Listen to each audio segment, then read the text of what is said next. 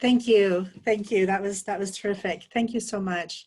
I wish we were able to have the applause that I know would be happening now.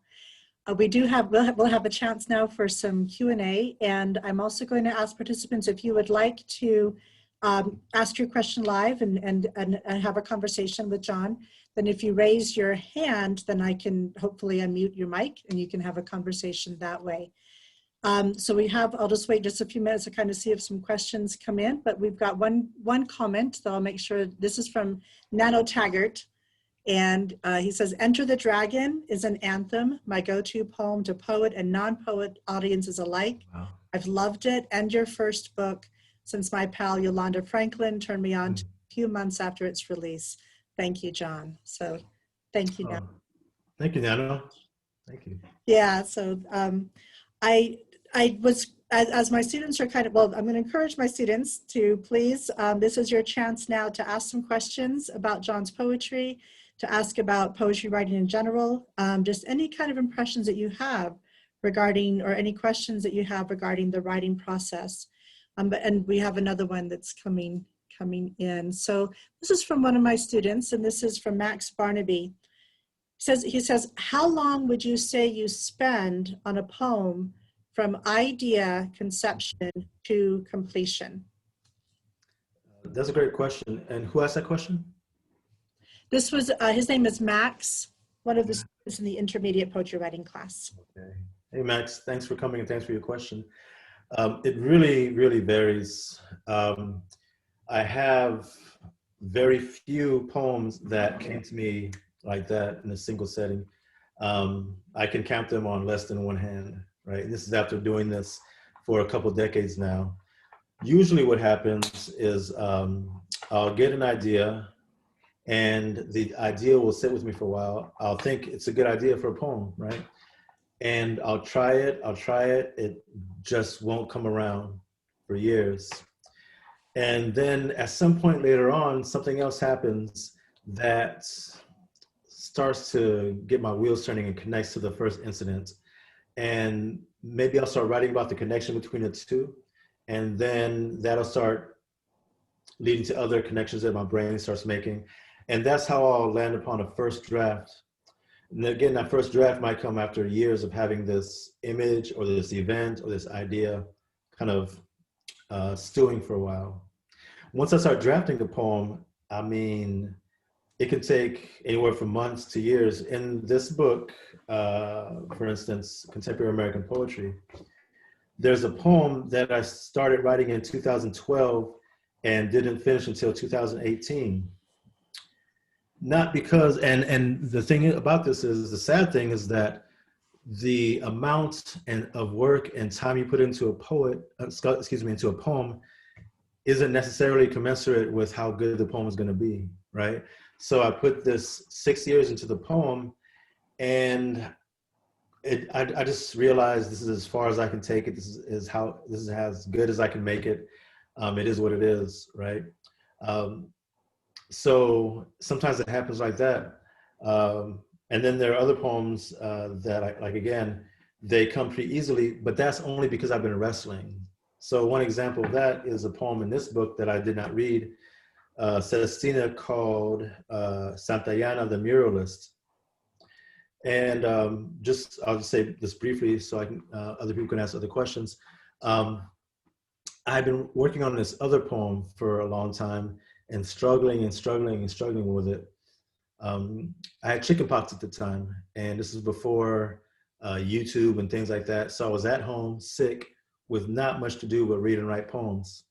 And I'd been working on this poem, and it was going nowhere. But I couldn't sleep because I was really uncomfortable with the chickenpox. So I gave myself the challenge. I was going to try to write a sestina, which is a poetic form. And after having banged my head against the wall for this other poem, this sestina came out almost in one sitting. I changed very little in the revision process. And this poem ended up becoming one of my first successes. It became published, won me some money, all kind of stuff. And it just came to me like about 5 or 10 minutes, but it's because I've been struggling so much with the other thing, I think.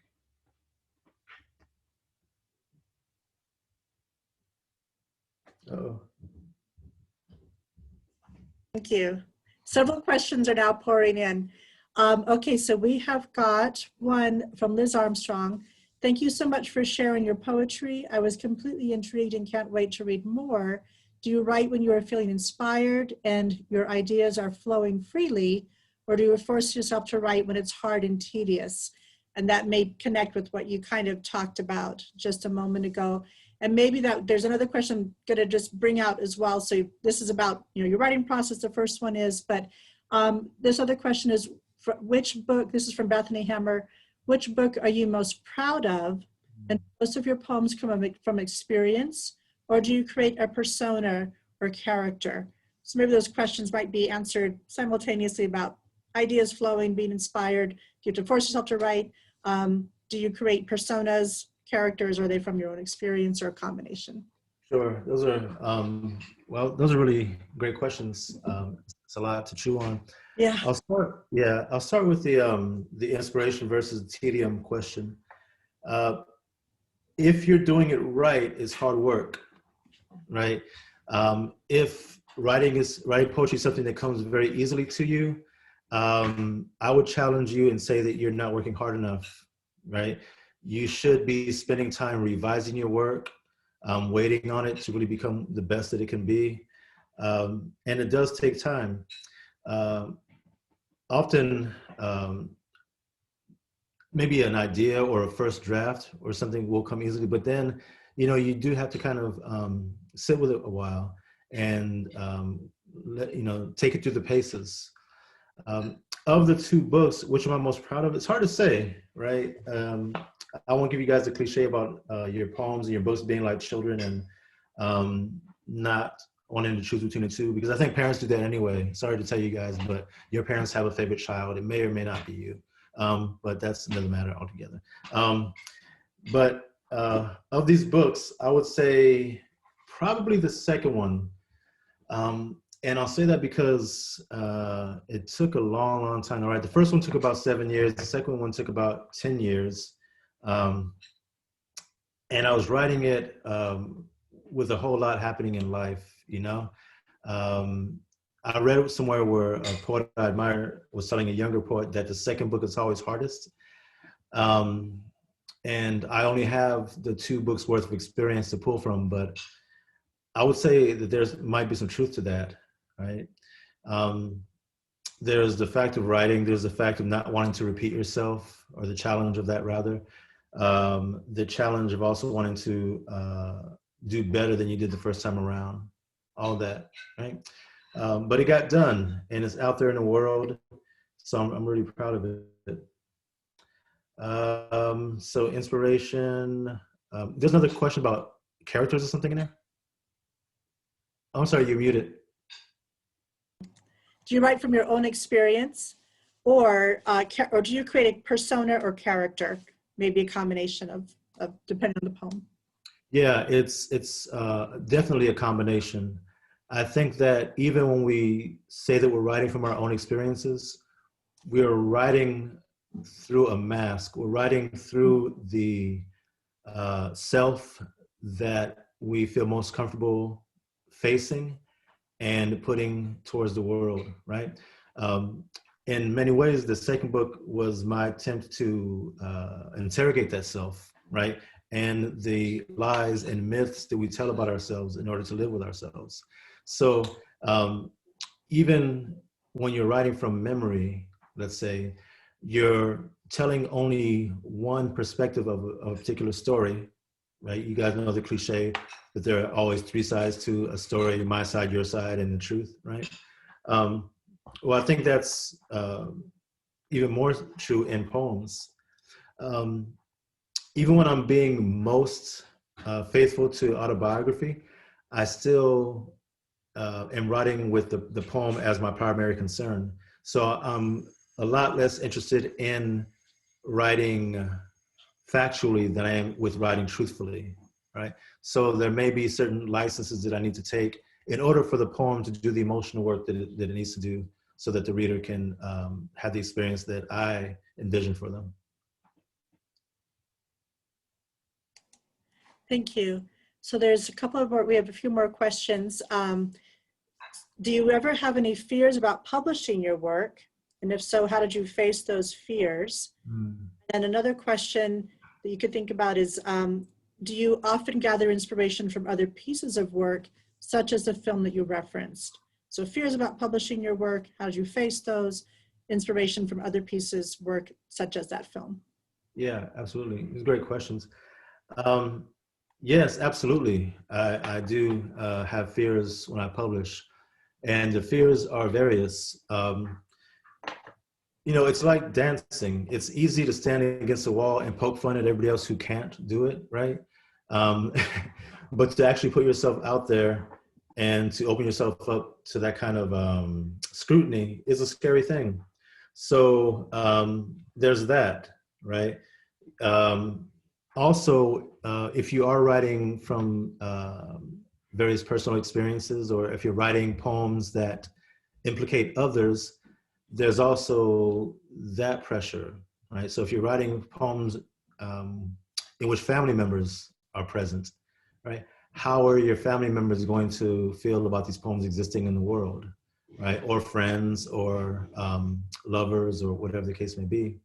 And then there's also the fear that you do all this work, you put these years in, into your craft, into these particular poems, you put them out into the world and nobody cares, nobody listens, right? So that's a different fear, right? And I think it's one faced very much by poets. In terms of literature, poetry might be the genre that is least read. It's at least the least lucrative, right? I have friends who are getting these 6-figure deals. I have one friend who got a 7-figure deal on a advance on a novel, right? I've never heard of poets getting $1 million book advances, right? So, you know, in some great work, you hear a lot about great writers who only get discovered after their death, right? And some people maybe not even then, right? So it's really not for the faint of heart. You know, you really have to love it. You really have to, it has to be its own reward. If you want fame, if you want fortune, there are quicker ways to it, smarter ways to it, right? Than writing poems. You really have to do it for its own sake. And in terms of inspiration and being inspired by other art forms, absolutely, absolutely. Film, music, visual art, other poets, other writers, you know, it's all there for us. And it's a beautiful thing. I mean, you guys could probably see, you know, like I have a little library back there, a few books. I haven't read probably not even a third of those books behind me on the shelf. But they're there for me to go to be inspired by, right? The amount of literature that's been written. Poetry is a really old art form. It's older than writing. The first poems were oral, right? And because it's so old, millions of people have done it and done it well, right? Music, we have centuries of music to draw upon. Film, why not draw from it and be inspired by it, right? And allow that to find its way into your work. Thank you. Yeah, I was telling one of my students who was having a little trouble feeling inspired, I said, just keep reading more poetry. The more poetry you read, the more that'll create some connections with your own work. Absolutely, absolutely. Thank you. So just a comment, hearing you read is magical. So this is from one of the students as well who asked about the inspiration, Amanda, from what inspires you to write. Then we have a couple more questions. In your opinion, what do most well-written poems have in common? That's an interesting In my opinion, most well-written poems, and again, this is subjective, right? Everybody has their own idea of what it means for a poem to be well-written. But for me, the poems that I consider most well-written have duende, okay? Duende is a term popularized by Federico Garcia Lorca, the Spanish poet and playwright, not invented. And to give you just a brief synopsis, it's the quality in art that we find in the blues. It's this, there's something at stake, right? It doesn't necessarily have to be violent or bloody or sad, but there's passion, there's something in the art, right, that transcends craft. You can be very skilled with your lines. You could be good at metaphor and have these really creative similes. But if it doesn't feel like it's coming from the gut, right, it's not going to hit me the same. Now that's me. I was reading recently this musicologist talking about music and saying that music has three uses: the head, the heart, and the hips, right? You go to music sometimes because you want to think. Sometimes you go because you want to feel something deeply. And sometimes you just want to shake something, right? I think that poetry also has various uses. So I don't think that all poems need to be the same way. But for me, what I come to poems mostly for is to be hit in the gut, right? To be torn open. And the well-written poems that I return to again and again do that. There are people who will read a book of poems and say, wow, that was interesting. I'm not interested in writing something that's just interesting, right? I want you to read my poem and just like want to throw the book across the room, right? If I haven't done that yet, then I haven't written my best poem, right? So it has to have that quality. Duende, it's hard to explain. In the book, Lorca says, quoting somebody, it's something that every philosopher has experienced, but no, that everyone has experienced, but no philosopher can explain, right? It's hard to put into words, but it's that thing when you hear something funky, you just kind of put your mouth, it just makes you get the ugly face, right? It's that thing, right? I want to write poems to give people the ugly face. Right? Yeah. Thank you. And we have, see if we've got a few more, and that was from Kai Lehman. So yeah, great question about what do the most well-written poems have in common. And then just two more questions. You kind of answered this one a little bit, I think, which was what is it that got you into writing poetry? And that's one question. This other one's much sort of more in depth, but this is the comment from one of our colleagues, Nzomi Irie. She says, thank you so much for sharing your poems with us live. They were all great, especially loved the Blacktop Eden image, singing spirituals after a shot, and then coalescing into the image of being skybound. And she says, Lakers would love this. So that's her response. And so kind of what got you into writing poetry? And then her question is, I like and respect the concept of writing to or from the space of the unknown, Rimbaud-esque. In your poems, does that imply the poem is a pause of sorts in the unknown? That's that second question that after what got you into writing poetry, and then is the poem sort of a pause into the unknown? Sure. In other words, does a poet ever reach or offer quote unquote knowledge? So that's the question. Yeah, I'll start with that one. Is the poem a pause in the unknown? But I'm also hearing in that whether the poem is a place that we pause in order to let in the unknown. And I think it can be. Again, going back to this idea of poetry having many uses, right? I was asked the other night, I did a reading, and during the Q&A, someone asked whether I believe that poems or poets should speak to issues of social justice in their work. And I resist putting shoulds on poetry or other poets, right? I feel that poets should do what they're moved to do. And again, poems have many uses. So there should be poems that speak to social injustice, right? There should also be poems that do give us a space to just wander and wonder, right? And to slow things down. Everything moves so fast nowadays, right? Everything's at our fingertips. Poems can be a place that just center us and bring us into the immediate now.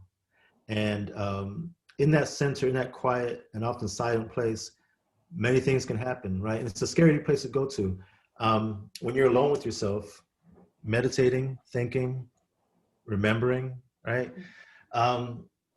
It can be a scary psychic and psychological place to be. And I think that's why we distract ourselves a lot with devices and various forms of social media and other entertainment and distractions. But I think poems do allow us that space to just slow it down and even stop and pause. So yeah, I think poems can do that. In terms of what got me started writing, I grew up in a house with a lot of books, not your, not what you call literature necessarily. My mom read, a lot of popular novels, your Stephen King's, your Danielle Steele's, your John Grisham's, but there are books around, right? So I grew up with a visual of reading being something that people do, right? And when I was younger, young, 11 years old, I started rapping. And I loved it. I love writing and putting these words on the page, memorizing them, and then saying them to my friends later on. When I got into my teen years, I wanted to make a life of this. And we actually went to the studio, recorded demos, got some local play on radio, some college radio stations in Southern California. And, that was something that I pursued for a long time. At some point, it became clear that that wasn't going to happen. And really, I guess I decided that for myself and gave up on it. So, I do think that had I kept going, something might have happened, but it wasn't meant to be.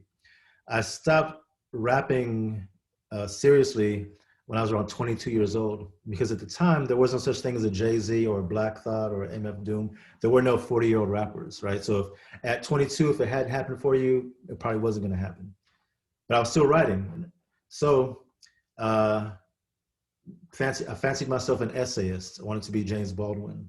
Went to school, and I transferred from community college to a university when I was 22, later than a lot of people. And I majored in philosophy and was writing that. Still not writing poetry, right? And it wasn't until I was living in DC in my mid-20s and made friends with some local poets and started to really get into the craft and appreciate what they were doing on the page and the revision process and how difficult it was. And that actually turned me on. That when I found out the work that went into making poems, it was fascinating to me. And I jumped in with both feet and I read everything I could get my hands on and, look up 20 years later and I'm here, I'm doing this. So it was kind of a gradual thing. There's not one thing that led me to write, but it was kind of like a gradual becoming.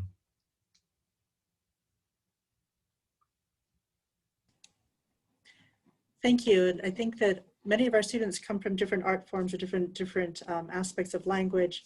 And I love you sharing that story or where your origins and then leading into the poetry and then understanding just that you were drawn to poetry in a sort of in various ways, that it sort of almost called to you, even though necessarily, starting out that as before. So. Well, that's the thing, right? I feel like, so I tell my students this a lot because they come to college and they have these notions of what they should major in based on what, either what they've seen on TV, what their parents tell them they should do. And I say, listen to yourself, listen to what you love, right? And think back, what gave you joy? What gives you the most joy, yeah? And I remember looking back when I was a kid, I used to, during Christmas times, I would ask my mom for certain toys, right? And I would draw a picture of the toys and give them to her to go to the store. And then what I would start doing, I started making up toys that didn't exist. And then I would start making little comic books with these little characters I was making. And I just, color and fold them. And, you know, just that escape, just doing that whole work of sitting down writing, is something that I was into since I was 6. So, you know, I started rapping, like I said, when I was 11, but I started making music Yeah. when I was 6. You know, if you listen to yourself, you know, you'll tell yourself the answer of what you're supposed to be doing. I think that connects with what you were saying about in that interview when you said, I write as I live with my eyes open. Mm-hmm. That was just a wonderful phrase to be thinking about as writers and as poets. And then as you just mentioned, joy. So for the students here, all who are out there, that just tapping into that joy is so important, even though sometimes it seems like now there's not as much, or it's hard to find that. Mm-hmm. Finding what you love, that joy, that connects to your writing is Absolutely.